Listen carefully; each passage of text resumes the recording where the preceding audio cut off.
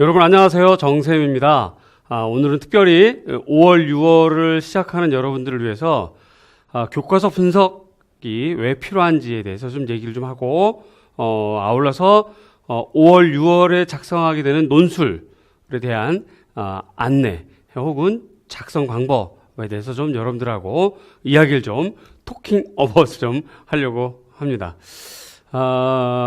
많은 학생들이 이제 교과서를 봐야 될 것이냐 말아야 될 것이냐 고민이 빠져 있죠. 요게 이제 1년 내내 그런 고민을 좀 하게 되는데, 여러분들이 1년 내내 고민하게 되는 것 중에서 하나가 실기학원은 언제 가야 되는 거냐, 그죠?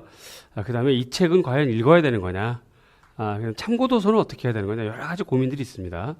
그 중에서 이제 3월부터 보통 5월, 6월, 심지어는 7월, 8월 정도까지가 여러분들이 이제 좀 고민스러운 부분이 이 작품집 혹은 도판이라고 하죠. 요걸 좀 모아야 될 거냐, 말아야 될 거냐. 그와 함께 작품이 많이 실려 있는 학생용 교과서를 공부를 하는 것이 좋으냐, 차라리 그냥 기본서라든가 다른 수업 자료를 보는 게 좋으냐에 대한 이제 갈등이 좀 많이 있긴 합니다. 결론적으로 말씀드리면 세상에 나와 있는, 우리 임용고시를 위해서 나와 있는 모든 책은 보면 좋죠. 보면 좋은데 시간도 좀 넉넉하지 않고, 또 교과서를 또 다 구입할 수도 없고, 더더욱이 2015 개정 교육과정이 바뀌면서 내년에 교과서가 이제 새롭게 또 바뀐단 말이죠. 자, 이러한 상황에서 과연 돈을 주고 교과서를 사야 되느냐, 뭐 이러한 갈등이 좀 있는 건 사실입니다. 그러나 우리가 이제 이렇게 저울질을 좀 해보고 어느 쪽이 약간 기울었는데 좀 무겁다 이 말이죠. 중요하다 이 말이지. 그래서 이쪽이 49고 이쪽이 51이라면 차라리 이 51을 선택하는 것이 맞다 하는 것이 이제 저의 생각입니다. 그래서 교과서를 좀 볼 필요가 있는데, 그러나 이제 교과서는 그냥 이렇게 만화책 넘기듯 보면 아무 의미가 없고요. 교과서를 보는 방법이 따로 있어요. 그래서 그거는 좀 배워야 이렇게 교과서를 보는 거구나라고 이제 알게 되는 건데, 그런 이제 교과서 강의들이 종종 있죠. 그런데 이 교과서 강의들이 이렇게 이제 단순하게 작품과 도판만 분석해주는 강의가 있고, 그와 함께 앞으로 시험에 나올 만한 방향성까지 제시해주면서 이 교과서를 어떻게 공부하면 좋은지 공부 방법까지 알려주는 강의가 또 있기 마련입니다. 이제 저는 이제 그렇게 공부 방법을 알려주는 강의를 좀 하는 스타일인데, 오늘 그 부분을 좀 알려드릴까 합니다. 공부 방법 안내 3번이에요. 우리가 이제 앞서서 초수생들은 어떻게 공부하면 좋은지를 한번 알려드렸고, 그 다음에 N수생, 즉 재수 이상 경험 있는 학생들에 대한 공부 방법을 안내를 했었죠. 자, 오늘은 세 번째 교과서 분석에 대한 것입니다. 짜잔, 좀 놀라셨나요? 지금 이렇게 되어 있는 것이 제가 교과서 한 페이지를 일부분 스캔을 뜬 겁니다. 일부분. 그리고 이제 약간 이렇게 화면에 보기 좋게 좀 편집을 한 건데, 이 작품, 그죠? 잘 주목하시고, 요 작품도 주목하시고요. 결론적으로 요 작품은 2013년 40번 문제에 나왔던 작품이고요.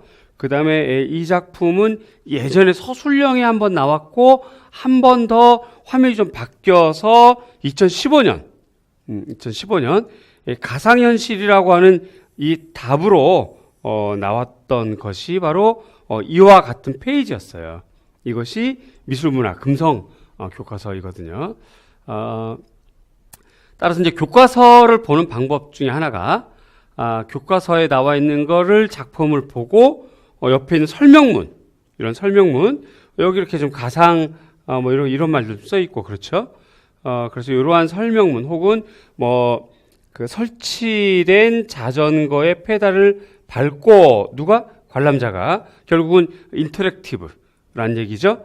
그래서 스크린에 펼쳐진 암스테르담에서에 대한 내용들을 이렇게 설계하였다, 이렇게 되는데, 이러한 문장들이 시험에 나왔단 말이죠. 그래서 교과서를 보는 방법, 우선 교과서 페이지에 나와 있는 중요한 도판과 이에 대한 설명을 함께 읽고 공부하는 것.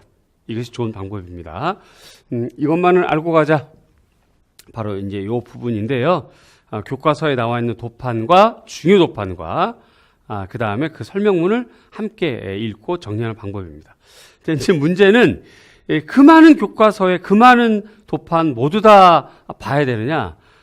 그렇게 하기엔 시간이 너무나 없죠. 그래서 저 같은 교수가 이제 여러분들에게 안내해 주는 것이 옳은 방법이고 시간적으로 경제적으로 세이브 될 수 있는 효율성 있는 방법이기도 됩니다.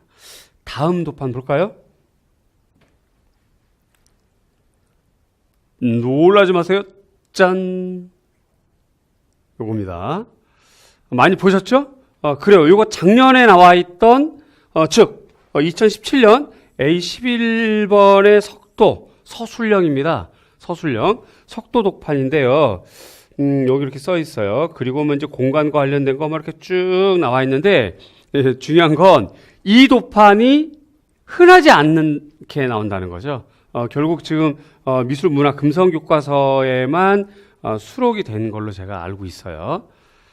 그렇다면 속도가 나올 것이냐 안 나올 것이냐에 대한 판단이 먼저 이론적 판단이 있어야 되겠죠. 그 다음에 기출 분석을 통해서 청나라 화론과 작가 중에서 속도가 얼마나 중요한지, 그 다음에 언제 나왔는지 안 나왔는지는 분석이 있어야 되겠죠.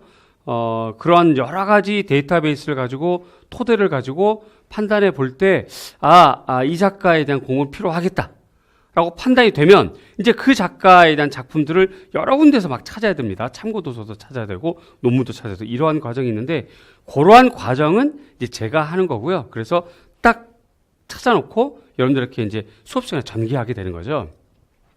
그런데 이렇게 전개했는데 이왕이면 수업 시간에 가르쳤던 내용이 어느 교과서에 있으면 이 교과서를 놓고 함께 수업을 하면 여러분들이 도판도 좀 보고 알게 되고 쉽게 그 내용을 읽을 수가 있고 이해할 수가 있겠죠. 바로 그런 부분들이 바로 이것만을 알고 가자, 즉 교과서 분석의 묘미이면서 방법이기도 합니다. 따라서 분석하고 데이터베이스를 만들고 연구하고 그래서 심사숙고해서 선택하고 그 다음에 그렇게 해서 나와지는 그 많은 속도가 이 작품만 그렇겠어요? 그렇진 않죠. 그러한 많은 작품들 중에서 중요한 작품을 골라서 여러분들에게 주면 이제 여러분들이 이제 그걸 가지고 공부하게 되는 건데, 이 과정에서 학생과 제가 함께 보는 교과서의 페이지에 있다면 더욱더 빠르게 볼 수 있기 때문에 교과서를 잘 선택해야 되고 또 교과서의 내용을 잘 봐야 되고 경우에 따라서 어떤 페이지를 넘기고 어떤 페이지를 집중해서 보고 이래야 됩니다. 자, 이렇게 되는 거예요. 다음 도판 보겠습니다. 짠! 요겁니다. 이미 잘 아시겠지만 먼저 결론적으로 말씀드리면 2014년도 A7번 키네트 같아서 움직이게 되는 동력이 뭐냐 라고 나왔던 도판인데요. 여기 화면에 가만히 보면 이게 지금 제가 교과서 페이지 일부분을 이렇게 트리밍을 해서 가져온 건데, 바람에 의해 마치 유기체 혼자 움직일 수 있어서 라고 하는 문장이 나와요. 이 문장이 이제 출제가 된 거죠. 이렇게 도판하고. 그래서 이제 아까 얘기했던 것처럼 이제 서양 미술사가 임용시험에서, 우리 미술 임용시험에서 문항수가 많이 줄긴 했습니다. 그러나 중요한 영역이긴 맞고요. 그 다음에 그 많은 서양 미술사 유파 중에서 어떤 유파가 나올지를 우리가 고민해야 되고, 이 고민은 막연하게 이렇게 고민이 아니라 기출을 통한 데이터베이스가 있어야 되겠고요. 그걸 통해서 많은 내용을 공부하고, 그리고 그 유파, 특정 유파, 만약에 키네틱이라면 키네틱 같아서 여러 작가들, 또 그 작가마다의 작품들, 그죠? 그 작품들마다 특징들을 잘 알고 공부를 해야 되는데, 다시 말하지만 이러한 것들을 임용생들이 하기에는 시간적으로, 물리적으로, 경제적으로 한계가 좀 있습니다. 그래서 우리가 이제 흔히들 교과서를 보는 거예요. 자, 그런데 이제 교과서도 아까도 말씀드렸지만 너무나 많은 책이 있고 많은 페이지가 있고 많은 도판이 있어서 선별할 수 있어야 되겠습니다. 자, 그런 것들을 제가 이제 안내하겠다는 것이고요. 그래서 제가 이제 여러분들하고 같이 고민하다가 제 생각에 내가 만약에 올해 시험을 보는 임용생이다 한다면 그럼 교과서를 좀 볼 필요가 있는가를 학생 입장에서 고민을 좀 해보니 볼 필요가 좀 있을 것 같습니다. 볼 필요가. 그래서 그러면 언제 보는 것이 좋겠는가?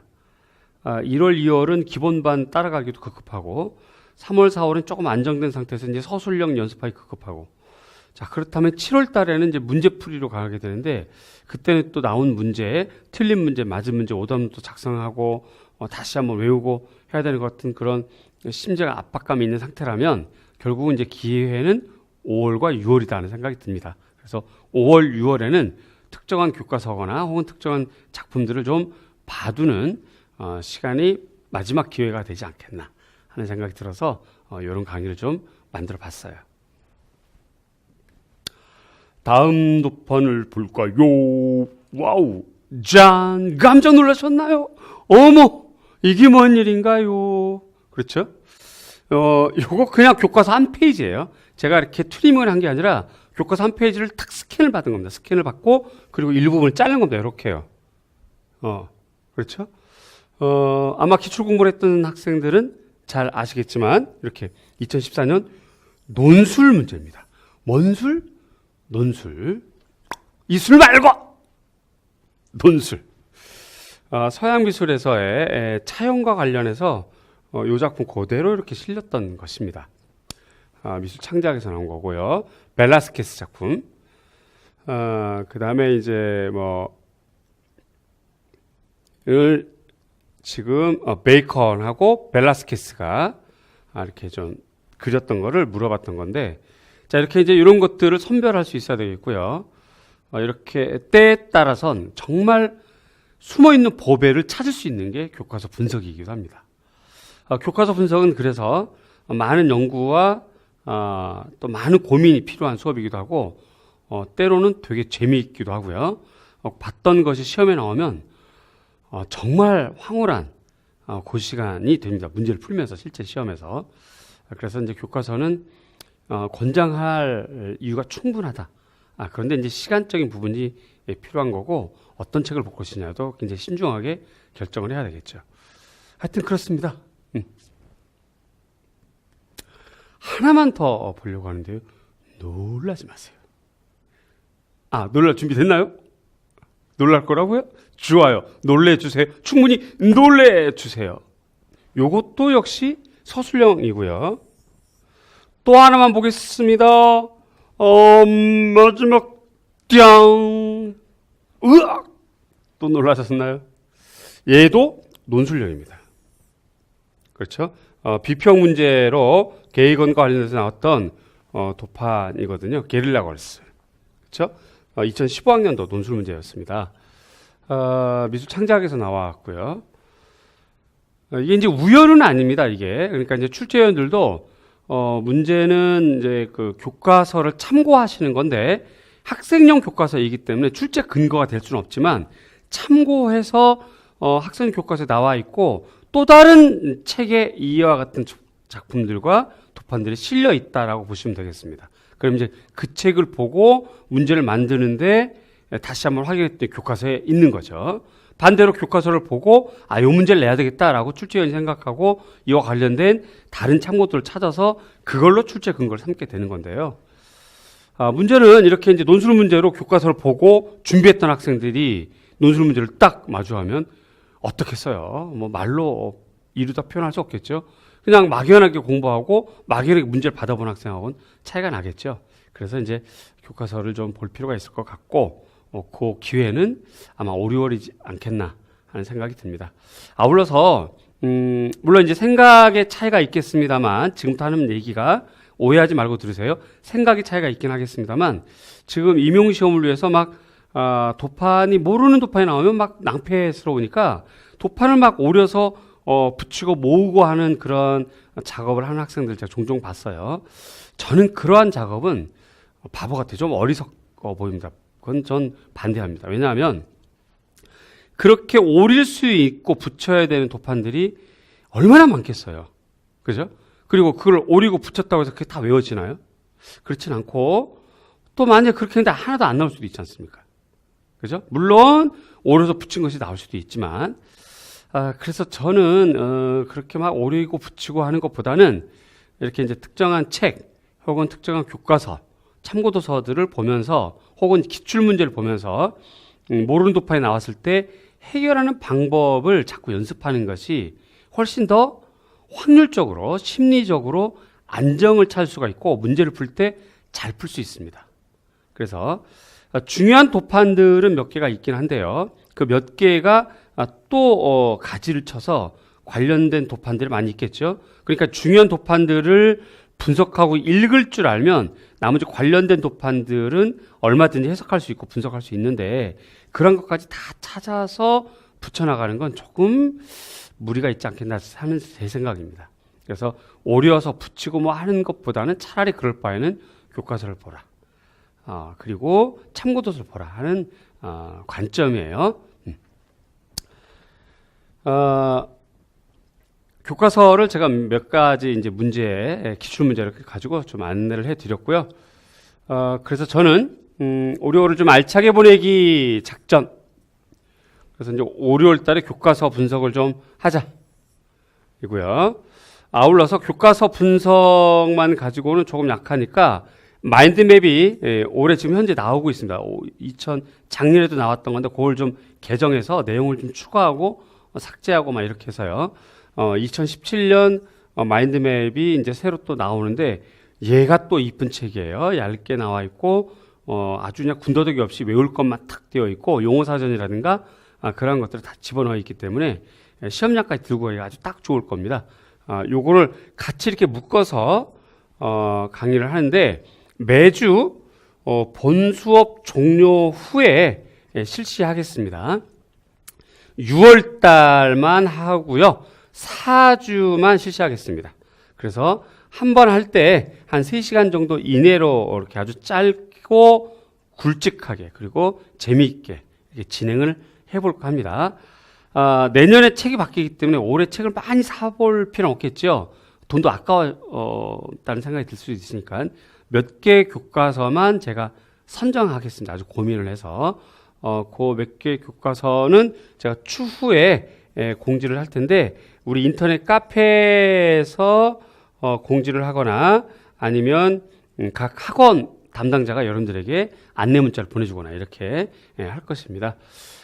지역은 서울에서만 하면 부산 학생들이나 대구 학생들도 좀 불편한 부분이 없잖아 있어서 그냥 전국에서 다 하는 걸로 그렇게 좀 마음을 먹었습니다. 그래서 여러분들 고민을 해 보시고요. 본시 수업이 끝나고 요즘 이제 5월, 6월 달에는 본시 수업이 조금 일찍 끝나게 되거든요. 문항수가 좀 줄어서요.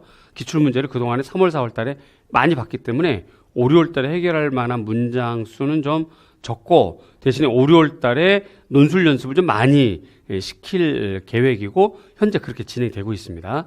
어찌됐든 그래도 조금 일찍 끝나는 시간 타임이기 때문에 좀 본시가 끝나고 쉬었다가 특정 교과서를 좀 보면서 실력을 쌓아가면 그래도 좀 7월 달부터 문제 풀 때 좀 안정적이고요. 또 그러한 것들을 풀었기 때문에 저절로 실력도 향상되지 않겠나. 좀 그렇게 판단이 있습니다. 어떠신가요? 괜찮겠죠? 네. 여기까지 제가 이제 교과서를 말씀드렸고요. 네, 계속 이어서 지금부터는 여러분들이 각종 이제 고민을 하게 되는 이제 논술문 작성에 대해서 좀 간략하게 좀 보려고 합니다. 지금부터 보게 되는 이 자료는 본시 수업에서 제가 A4 용지로 좀 자세하고 내용이 좀 많게 해서 나갈 것입니다. 프린트로요. 자, 이제 그렇게 그 나갈 내용을 일부만 발췌하고 축약해서 이 화면으로 보는 겁니다. 왜 그러냐면 뭐 이 화면은 이제 본시 수업에 와 있는 학생도 보기도 하지만 그렇지 않은 학생도 보기 때문에 일단 조금 간략하게 이렇게 간략하게 좀 중요한 것만 좀 알려드리려고 하고요. 그다음에 좀 더 구체적인 사례라든가 이런 거는 우리가 본시 수업에서 연습도 좀 할 겸 사례도 좀 볼 겸 그렇게 해서 좀 더 길게 볼 겁니다. 자, 이제 논술문이에요. 논술문. 초수이건 재수, n수 이상이건 간에 5월부터 6월 달에는 논술을 좀 많이 써봐야 됩니다. 어쨌든 넘어야 될 산은 넘어야 되니까요. 그런데 지난번 모의고사를 봤던 것처럼 일부는 뭐 꽉 차고 내용을 알차게 쓴 사람도 있지만 일부는 뭐 이렇게 좀 문제 파악을 좀 못해서 못 썼거나, 혹은 앞에 있는 문제들을 풀다가 시간을 오버돼서 못 썼거나, 혹은 이제 논술만 보면 이렇게 막 경기 일어나서 못 썼거나, 혹은 아우 요거 좀 다음에 미루어서 공부해야지라고 한 것이 하필 나와서 문제로 뭐 전혀 손을 못 댔던 이런 학생들도 좀 덜어 있는데, 어쨌든 그래도 여러분들 쓰다 보면 항상 논술은 좀 부담스럽죠. 그렇죠? 더더욱이 이제 교육학 논술을 하다가 전공 논술을 하려면 이게 자꾸 혼돈이 오게 되고요. 그런 부분이 있어서 우리가 하루 잡아서 논술문에 대해서 좀 더 깊이 연구하고 써보는 거, 사례도 보고 이렇게 할 겁니다. 자, 지금은 그걸 좀 축약하고 좀 간략하게 볼 건데, 자, 논술문 작성 시 꼭 지켜야 될 사항입니다. 첫 번째, 논술문 작성에도 순서가 있습니다. 순서가 요거 잊지 마십시오. 순서. 자, 먼저 문제의 요구 사항을 정리하는 겁니다. 그러면 시험지에 여기 이제 뭐라 이렇게 막 써 있겠죠. 그리고 여기 이제 뭐 작성 조건 뭐 이런 것도 이렇게 써 있고 그럴 겁니다. 뭐 동그라미 이렇게 돼 있을 거예요. 이런 것들을 읽으면서, 이런 걸 끊어 읽으면서 여기에다 뭐라 막 적고 이렇게 그런 정리 시간이 좀 필요합니다. 그런 정리 시간. 그 다음에 이제 제시문 혹은 채점 기준표라든가 각종 제시문을 분석하고, 그리고 이제 어떻게 나는 써야 되겠다. 그래서 뭐 서론 뭐 어떤 방향, 그래서 제시문의 분석 뭐 어떤 방향 뭐 이런 식으로 자기만 알아보는 글자로 간략하게 하는 개요 작성. 여기까지가 시반 배분에서 30% 정도 잡아야 됩니다. 그 다음에 이제 구체적으로 논술문 작성해야 되겠죠. 여기 60%. 그 다음에 반드시 퇴고하는 시간이 있어야 돼요. 반드시 퇴고하는 시간이 있어야 됩니다. 그렇게 되면 보통 우리가 B형이 90분 시험인데, B형이 보통 B형 1번부터 B형 7번까지가 있고, B형 8번이 이게 바로 이제 논술 문제입니다. 이렇게 되죠. 이거를 90분에 푼다면, 일반적으로, 얘네를 5분이나 7분 정도 이상 걸리면 안 되겠죠. 그죠? 그래서 7분 잡고요. 여기까지 7, 7, 49, 그래서 이거 50분을 풀었다. 그럼 나머지 빼기를 하게 되면,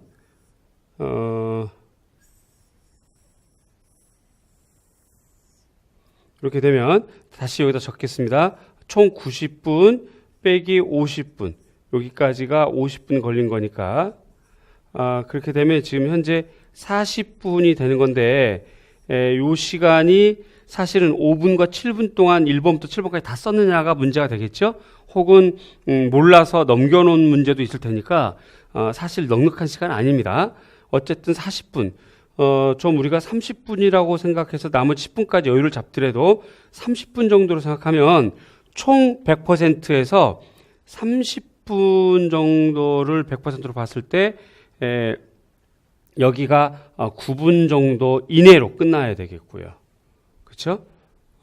그 다음에 얘가 3분에서 5분 정도의 퇴고 시간이 필요하다는 겁니다. 결국은 그렇게 되면 15분 정도. 그러니까 결국 논술 작성을 15분에서 20분 안에 다 작성을 해야 된다는 겁니다. 20줄을. 굉장히 좀 빠듯한 시간이거든요. 그래서 여러분들이 좀 막 써보는 연습이 꼭 필요하고, 그래서 쓰면서 첫 번째 이제 시간에 대해서 쓰면서 자기의 어떤 속도에 대해서 자꾸 이렇게 연습해보는 연습이 필요합니다. 두 번째,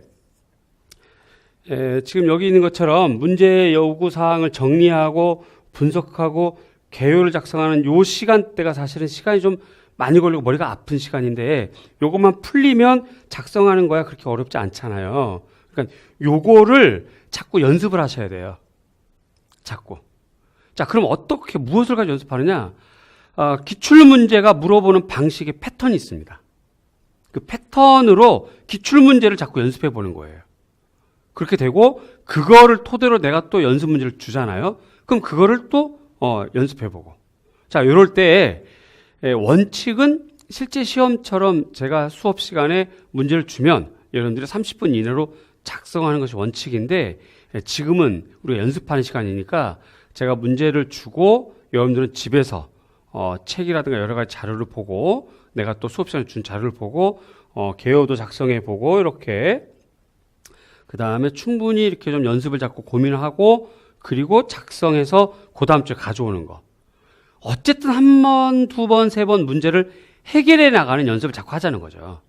그러다 보면 7월 달쯤에 저절로 이제 영역별 문제풀이 할 때 논술 문제가 매주 있을 테니까, 그때 충분히 주어진 문제를 보고 30분 안에 탁탁 써나가는 거를 경험하게 됩니다. 그러니까 5, 6월 달에는 조금 침착하고 조금 길게, 너무 잘 쓰려고 하지 말고 이 산을 일단 넘었다 라는 생각을 가지고, 개요 작성과 대신 분석이 좀 부족하고 문제 요구사항을 채워 넣는 것이 부족할지라도 일단 15줄에서 20줄을 잡고 써보는 연습이 꼭 필요하고, 그 다음에 퇴고하는 연습도 좀 필요하고요.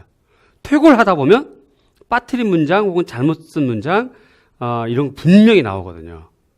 자기는 생각에 A라고 작성을 생각하고 막 작성했는데 퇴고할 때 보면 얘를 B로 적는 사례가 종종 나오거든요. 따라서 이러한 것까지 다 연습을 좀 해봐야 되기 때문에 논술 작성의 순서를 지키고 시간을 잘 보셔야 됩니다. 일단 어쨌든 여기까지 개요 작성까지가 30%. 그래서 우리가 시간적으로 보자면 10분 이내로 끝을 내야 되는 게 맞고요. 그럼 5분에서 10분 이내. 그 다음에 논술 작성은 한 20분 정도. 그 다음에 퇴고, 요거 한 5분에서 10분 정도. 이렇게 됩니다. 그러면 길게 잡아도 40분 안에는 다 작성하고 퇴고를 해야 된다는 얘기이기 때문에 결국 다시 돌아가서 총 B형이 90분 시험이라면 논술문 퇴고까지 생각했을 때 빼기 40분. 그러면 50분이 남죠. 50분을 얘를 총 7문항을 다 작성을 해야 된다는 얘기예요. B형 1번부터 B형 7번까지. 그러니까 쉬운 문제들은 착착착착 써나가고 어려운 문제는 좀 고민하고 이렇게 되는데, 요것이 이제 관건입니다. 요것이. 풀었던 문제가 나오면 뭐 이거야 금방 풀게 되죠.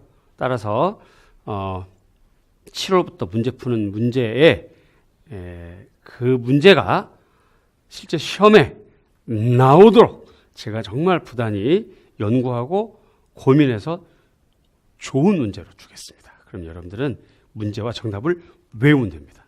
외워서 바로 착착착 써나가면 아주 여유롭게 B형을 풀 수가 있는 거죠. 어때요? 괜찮죠? 좋아요. 해봅시다. 다음입니다. 두 번째, 문제 요구 사항에 하나도 빠짐없이 답하는 것이 원칙이죠. 아는 선에서 최대한 그렇게 해야 되겠고요. 그 다음에 이제 글을 균형 있게 배분하라. 채점자들이 쉽게 글을 읽을 수 있도록 분명한 글씨로 단락을 구분해서 해야 됩니다. 그래서 들여쓰기, 내어쓰기, 줄바꿔쓰기, 들여쓰기, 내어쓰기, 줄바꿔쓰기를 꼭 지키셔야 되겠고요. 이러한 것들은 나중에 본지 수업에서 보다 더 자세한 내용과 사례들까지 보는 시간 분명히 있을 겁니다. 기대해 주세요. 다음에 간결체로 써가. 제가 몇 번 강조했죠? 간결체가 실수를 줄이게 됩니다. 간결체가 아울러서 두 갈씩 중요한 정답과 주제는 앞머리에 탁 쓰는 것. 요게 실수를 줄이게 됩니다. 자꾸 이렇게 일반적으로 우리가 일반적인 언어는 미괄식을 주로 많이 사용하거든요. 근데 일반적인 언어 진술을 하는 방식대로 논술을 작성하다 보면 말이 자꾸 길어지게 되고요. 그 다음에 자꾸 잘못하다가 방향이 틀어지게 되고 중요한 걸 빼먹게 되는 수가 허다합니다. 따라서 논술문 작성은 반드시 간결체, 그 다음에 두 갈씩으로 작성한다. 문장을 길게 쓰면 주와 서술어의 호응이 잘 이루어지지 않는 경우가 생깁니다. 종종. 이렇게 서술어와 호응이 이루어지지 않는 경우를 관형어 오류라고 그래요.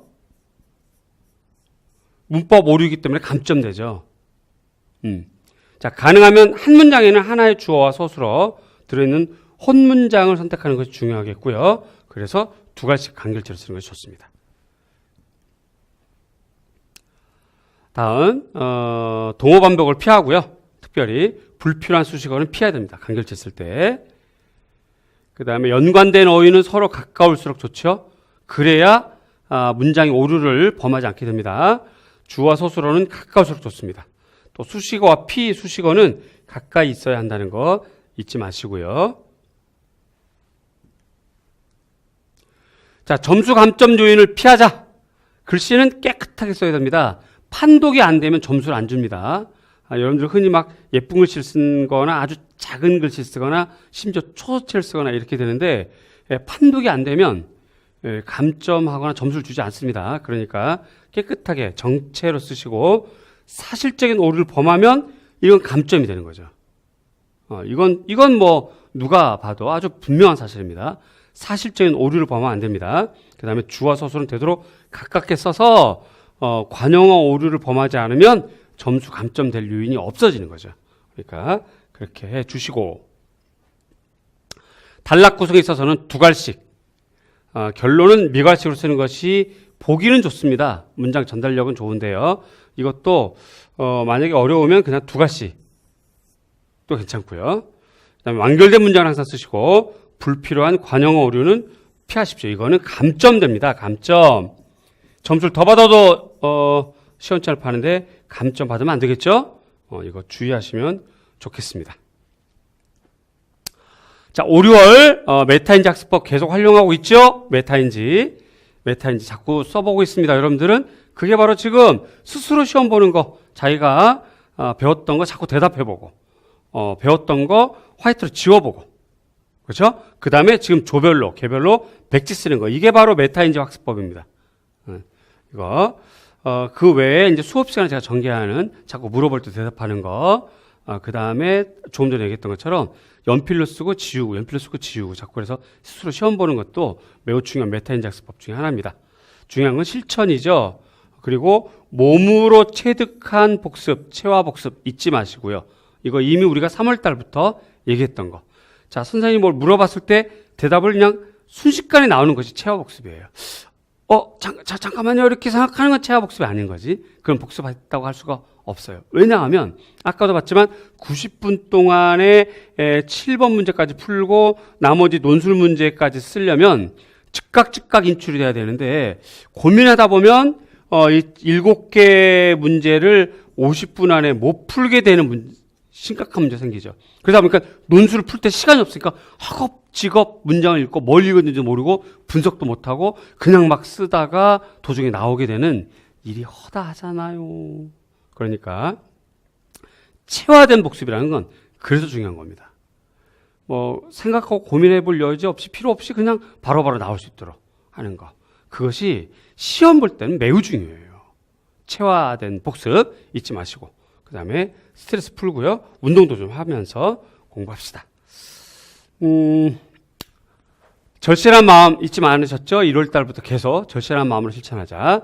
그 다음에 지금 1월, 2월, 3월, 4월, 5월 됐는데 모의고사를 보니까 자신도 모르게 좀 쓰고 있는 자신을 발견하는 사람 종종 있어요. 그렇게 발전한 자신을 칭찬할 필요가 있습니다. 그 다음에 피하지 말고 실천하자. 논술 문제 피하지 맙시다. 어려운 영역 피하지 맙시다. 가만히 보면 자기가 하기 싫은 영역, 어려운 영역은 피해서 다른 것만 복습하는 경우가 있잖아요. 피하지 맙시다. 그거 꼭 해결해야만 한 문제 4점이나 5점 받아요. 4점과 5점은 엄청납니다. 임용시험이 0.033 차이로 떨어진 거 아시죠? 하물며 한 개 영역에 해당하는 4점짜리 날릴 수 없잖아요. 피하지 맙시다. 할 수 있다 하는 생각 가지시고, 그리고 합격한다, 나는 합격한다 하는 생각을 가지시고, 항상 긍정의 힘. 이 긍정은 살아서 여러분들을 합격할 수 있도록 이끌어 줄 겁니다. 힘내시고요. 역시 좋은 문제, 그 다음에 교과서 분석이라고 하는 좋은 수업 준비하고 있습니다. 5월, 6월, 지금 5월 이미 2주가 지났지만 계속 열심히 하시고, 저도 힘을 낼 테니까 우리가 똘똘 뭉쳐서 한번 잘해보고, 그리고 여러분 모두가 합격하는 그 꿈을 꿔봅시다. 실천도 좀 해보고요.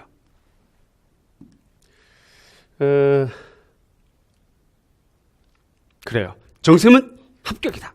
어때요? 교과서 분석과 논술문 작성법 도움 되셨나요? 힘내시고요. 다음 시간에 또 좋은 내용과 좋은 자료로 여러분들 만나겠습니다. 고맙습니다. 감사합니다.